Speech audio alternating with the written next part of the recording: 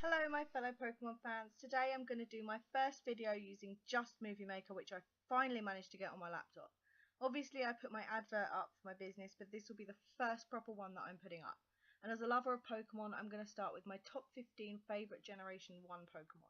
The Pokemon on my list are there because either I think they're good in the games, I like their character's appearance in the anime, or just because I think they're damn cute. So let's get started.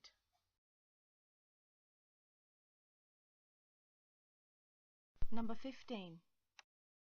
Alakazam. As cute as Abra is, Alakazam just about wins because in the games it's a better Pokemon to have because of its moves. Abra might be cute, but let's face it, Abra's moves aren't that great in comparison to Alakazam's. Number 14. Snorlax. Snorlax gets a place on this list for a couple of reasons. One, for some reason I've always wanted one. I mean, come on, it's a big bear thing that sleeps a lot. You could curl up on its stomach and just go to sleep for ages.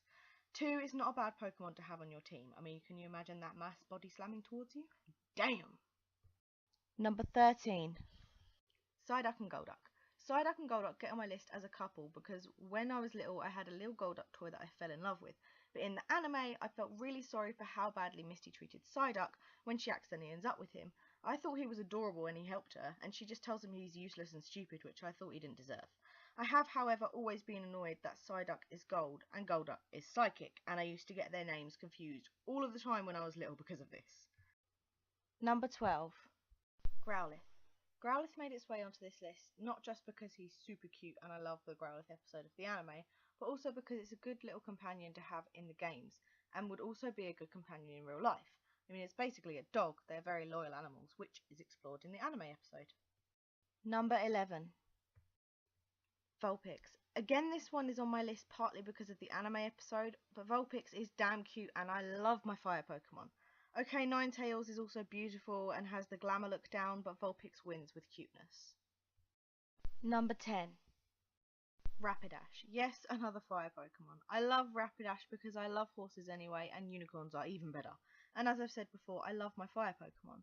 Also, Rapidash is just a beautiful Pokemon who isn't a bad one to have on your team in the games either. Number 9. Eevee. Eevee makes its way onto this list for a few reasons. One, it's adorable.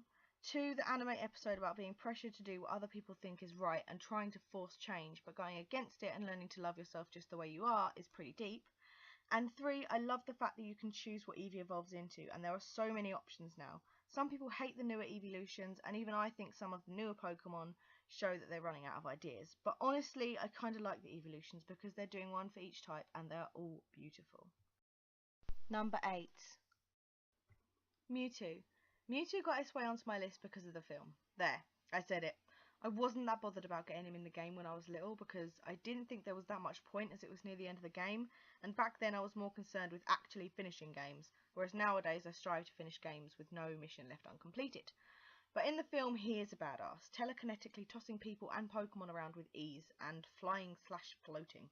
I mean, if I could do all that, it would be amazing. Number 7. Ditto. Okay, so Ditto is kind of an obvious choice for this list in my opinion. I mean, it can turn into any Pokemon and it's cute just as it is.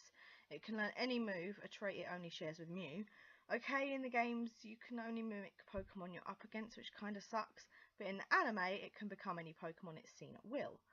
I also like the anime episode because it's a great example of the typical story of wanting to do something but not being that good at it, getting bullied for not being that good at it, but carrying on trying anyway, and then eventually perfecting it and saying a big screw you to those who bullied you, put you down and told you you'd never succeed. Well done, Ditto, you have my respect. Number 6. Mew. Mew is on this list for reasons kinda halfway between Ditto and Mewtwo.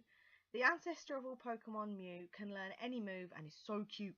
The mischievous little flying cat is adorable in the film and is just full of love. And I just can't get enough of the little guy. He even makes friends with Meowth. Number 5. Squirtle.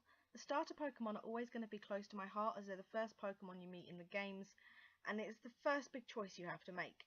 It sets the scene for the game, and with every new generation there are new starter Pokemon to help you ease into the game. Squirtle is a cute Pokemon and a good one to have on your team, but it's just not as badass as some other Pokemon in the game. Number 4. Bulbasaur. Bulbasaur is a good Pokemon to have on your team in the game, and in the anime is shown to be a loyal and protective Pokemon. The moveset for Bulbasaur is slightly more badass in my opinion, which is why it just beats Squirtle. Number 3. Charmander. Following suit, Charmander comes in at number 3, as you probably expected. This adorable fire lizard has always had a place in my heart, and the anime episode where they rescue Charmander and he has to come to grips with the fact that his previous owner really doesn't care about his feelings still brings a tear to my eye. Number 2. Butterfree. Butterfree earns second place on my list for a few reasons. One, the Butterfree episode of the anime still brings tears to my eyes when I watch it, as I'm sure it does to many Pokemon fans. 2, Butterfree is an adorable Pokemon. And 3, it's a pretty badass Pokemon to have on your team in the games, with moves like Confusion that have high damage rates to most other Pokemon. Number 1. Pikachu. My number 1 favourite Pokemon is Pikachu.